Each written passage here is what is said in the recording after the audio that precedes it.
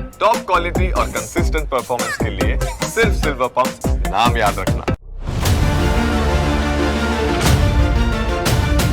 નમસ્કાર, point of વ્યૂમાં હું ઋષંગ ઠાકર આપનું સ્વાગત કરું છું. મિત્રો, કહેવામાં આવે છે કે એક તસવીર 1000 શબ્દોની ગરજ સારે છે, પરંતુ આજે એક તસવીર માટે આખી દુનિયા રાહ જોઈ રહી છે, કેમ કે આ તસવીરથી હજારો કરોડો લોકોની ગરજ સારી શકે છે. તસવીરમાં કયા લોકો જોવા મળશે એ પણ જાણવા જેવું છે. વચ્ચે ટ્રમ્પ બેઠા હોય, એક બાજુ પુતિન અને એક બાજુ ઝેલેન્સ્કી.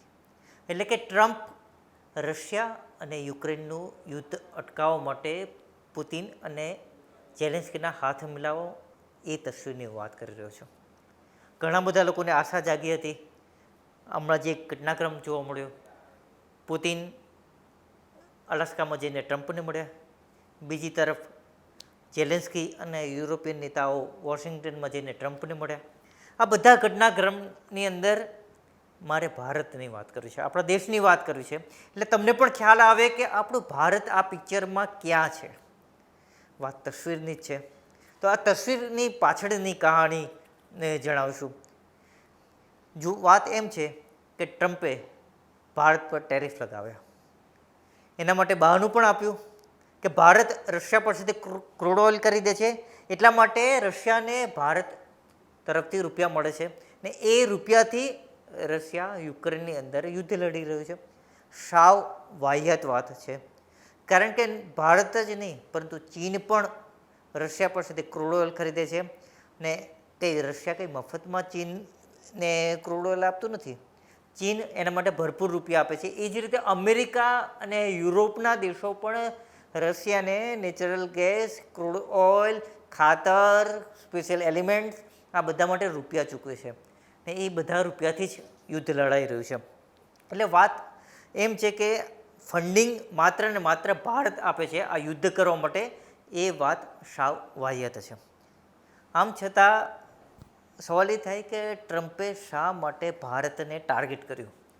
વાત એમ છે કે તમે જાણતા હશો કે બે મિત્રો હોય તો એક મિત્રને તમે પરેશાન કરો તો બીજો મિત્ર એના વતી કહેવાનું કે બોલ, અને શું પરેશાન કરનારને કહે કે બોલ અને તારે રાહત આપણ છે, આપણે કંઈક સમાધાન કરી લઈએ.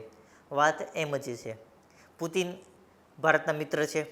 રશિયા પુતિનના લીધે જ ભારતની સાથે મિત્રતા નિભાવી રહ્યો છે. એટલે એક રીતે ભારત પર પ્રેશર કરીને અમેરિકા ટાર્ગેટ પર રશિયા હતું, પરંતુ એના માટે ભારતને હેરાનગતિ કરી, 50% સુધી ટેરિફ લગાવ્યો, વધારે પ્રતિબંધો લાદવાની વાત આવી. એટલે પુતિને વિચાર્યું કે આના પર ફૂલ સ્ટોપ મુકાવવું જોઈએ, આ આગળ વધવું ન જોઈએ, ભારતને પરેશાન ન થવું જોઈએ. એટલા માટે વિચાર્યું પુતિને ને એનો વિચાર કરીને તેઓ અલાસ્કામાં ગયા. એના માટે લાલ જજમ બિઠાવી એમના માટે, ને ટ્રમ્પ પુતિનને મળ્યા અલાસ્કામાં. બંને વચ્ચેની મુલાકાતની તસવીરો આવી, દુનિયાને પણ અચરજ થયું.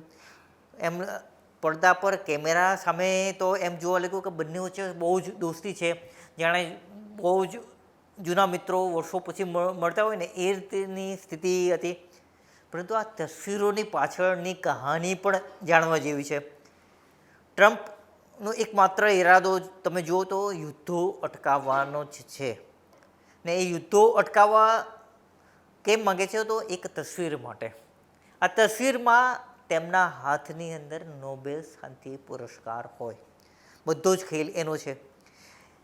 આ કારણસર પુતિનને પણ ખબર છે કે આ પરિસ્થિતિ છે, ટ્રમ્પની અભરખા છે નોબેલ શાંતિ પુરસ્કાર માટે. એટલા માટે જ એમણે અલાસ્કામાં ગયા ને પુતિને આ મિટિંગની અંદર આકરી શરતો લાદી. ટ્રમ્પને કીધું કે અમને બધો જ ડોનબાસ પ્રદેશ છે, આખો પ્રદેશ અમને જોઈએ છે, થોડો પ્રદેશ અમારે કંટ્રોલમાં છે, પરંતુ અમને પૂરેપૂરો કંટ્રોલ જોઈએ. ટ્રમ્પ કંઈ બોલી શક્યા નહીં. બીજું કે પુતિને કીધું કે યુક્રેન નાટોમાં ન જોડાવવું જોઈએ, તો એના માટે પણ ટ્રમ્પે તૈયાર થવું પડ્યું, કારણ કે પુતિનની બધી જ શરતો માનવા માટે ટ્રમ્પ તૈયાર થયા. દુનિયાને એમ લાગ્યું કે આ પુતિન ઝૂકી ગયા છે. હકીકતમાં તસવીર પાછળ એવું છે કે ટ્રમ્પ ઝૂકી ગયા છે ને વાત એમ છે કે પુતિન અને ટ્રમ્પને મળ્યા એના પછી ઝેલેન્સ્કી યુરોપના દેશોને પણ લાગ્યું કે વાત હવે આગળ વધશે, શાંતિ મંત્રણા થશે, અને એટલા માટે ઝેલેન્સ્કી યુરોપિયન નેતાઓને સાથે રાખીને શૂટ બૂટમાં વોશિંગ્ટનમાં પહોંચ્યા. અહીં બધી મુલાકાતો થઈ, આ બધી જ હકીકતો જાણવા છે. હવે એનો પછીનો જે ઘટનાક્રમ છે એ જાણવા જેવો છે. મૂળ વાત એમ છે કે હવે દુનિયાને એમ લાગતું હતું કે પુતિન, ટ્રમ્પ અને ઝેલેન્સ્કીની મિટિંગ મળશે, ટ્રાયલેટરલ મિટિંગ થશે અને એમાં શાંતિ મંત્રણા થશે ને યુક્રેનનું યુદ્ધ સમાપ્ત થશે. વાત આટલી સરળ રીતે થઈ જશે એવું આખી દુનિયા માનતું હતું, પરંતુ અહીં જ ખરો ખેલા થઈ ગયો છે. વાત એમ છે કે ટેરિફ અને પ્રતિબંધોની ધમકીઓ આપીને અમેરિકાએ ભારતને ખૂબ પરેશાન કર્યું છે. એટલે ભારત નથી ઈચ્છતું કે આટલી સરળતાથી વાત બને. ભારત પર ખોટો આરોપ મૂક્યો અમેરિકાએ કે તમારા રૂપિયાથી રશિયા યુક્રેનની અંદર યુદ્ધ લડી રહ્યો છે. એટલે ભારતે પણ વિચાર્યું કે હવે આ ખેલને જરા આપણે ખેલીએ. એણે જયશંકર સાહેબ રશિયામાં ગયા તાજેતરમાં, હમણાં તમને ખ્યાલ હશે, કદાચ એમણે કીધું હોય પુતિનને કે તમે લાંબુ ખેંચો. આમ સરળતાથી જટ દઈને તમે ટ્રમ્પને મળવા તૈયાર ન થાવ, ઝેલેન્સ્કીને મળવા તૈયાર ન થાવ. ને હવે વાત એમ જ થઈ રહી છે. રશિયાએ ચોખ્ખું કીધું છે કે અત્યારે ઝેલેન્સ્કીને મળવાનો ઈરાદો નથી, કે એના માટેનો તખ્તો તૈયાર નથી, મંચ તૈયાર નથી, કે એજન્ડા પણ તૈયાર નથી. એટલા માટે જ અત્યારે જે શાંતિ મંત્રણાની જે કંઈ માહોલ બની રહ્યો હતો ને એ ધીરે ધીરે ઓસરી રહ્યો છે. મૂળ પડદા પાછળ કદાચ ભારત પણ હોઈ શકે છે, કેમ કે આપણને ખૂબ હેરાન કર્યું છે અમેરિકાએ. સ્વાભાવિક રીતે હવે બદલો લેવો જ પડે. એ આપણને જો કોઈ પરેશાન કરે ને એક કન્ટ્રી તરીકે, તો એમાં ક્ષમા ન અપાય. એ પછી પાકિસ્તાન હોય કે અમેરિકા હોય. એટલે આ જ નીતિથી કદાચ ભારતે રશિયાને કીધું હોય કે લાંબુ ખેંચો. ને આમ પણ રશિયાને કશું જ નુકસાન નથી. એ યુદ્ધ અત્યારે આક્રમક રીતે લડી રહ્યું છે. યુક્રેનના જેટલા પ્રદેશ પર એ કબજો કરી લેશે એટલો રશિયાને જ ફાયદો છે. એટલે રશિયા એમાં કશું ગુમાવવાનું નથી. ભારતને પણ ફાયદો છે કે ખૂબ હેરાન કર્યા છે. અત્યારે ટ્રમ્પ કંઈ કરી શકે એમ નથી. ના આ બધા જ વચ્ચે પરિસ્થિતિ એવી છે કે યુરોપ અને ઝેલેન્સ્કીના ધબકારા વધી રહ્યા છે. ઝેલેન્સ્કી હવે કહે છે કે પુતિન વાતને ટાળી રહ્યા છે, લાંબુ ખેંચી રહ્યા છે, બધી રીતે પ્રયાસો કરે છે કે પુતિન, ઝેલેન્સ્કી અને ટ્રમ્પની મિટિંગ ડીલે થાય, કંઈક પછી ન થાય. આખી વાત એમ છે કે ટ્રમ્પને નોબેલ પુરસ્કાર જોઈએ છે, એટલે હવે એ કંઈ અટકચાળું કરવાના મૂડમાં નથી, કે કરી શકે એવી સ્થિતિમાં નથી.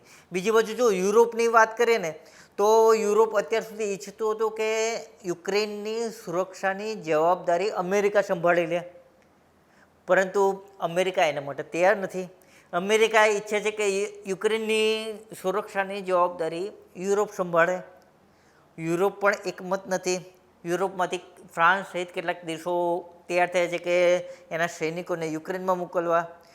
એટલે એમાં પણ અંદર મડાગાંઠ ચાલી રહી છે. એટલે આવી સ્થિતિમાં સૌથી ખરાબ સ્થિતિ ઝેલેન્સ્કી અને યુક્રેનની છે. ને મૂળ વાત એ છે કે આ બધાએ સપનું જોયું હતું કે ભારતની સ્થિતિ ખરાબ થાય. હવે એ સ્થિતિ રહી નથી. વાત એમ છે કે ઝેલેન્સ્કી અને ટ્રમ્પ હવે બંનેને ભારત ઈચ્છે એ રીતે નમાવશે, ઝુકાવશે. અને તમે લખી રાખો કે આ ટેરિફનો જે બોમ્બ ફોડવાની કોશિશ કરી છે ને અમેરિકાએ, ટ્રમ્પે, એ બેકફાયર થવાનું છે.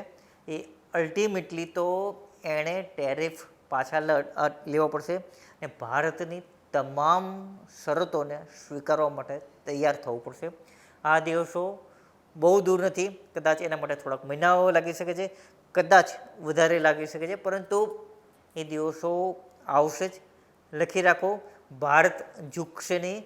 ને આ બધા વચ્ચે જગત જમાદારની જે અમેરિકાની તે ટાઇટલ એને મળ્યું છે ને, તો એ એની પાસેથી છીનવાઈ રહ્યું છે. ને બીજી બાજુ ભારત વિશ્વગુરુ છે એ પુરવાર થયું છે. ખેર, આજે પોઈન્ટ ઓફ વ્યૂમાં આજે આટલું જ. ફરી મળશું કોઈ નવા મુદ્દા સાથે. નમસ્કાર, મને રજા આપશો.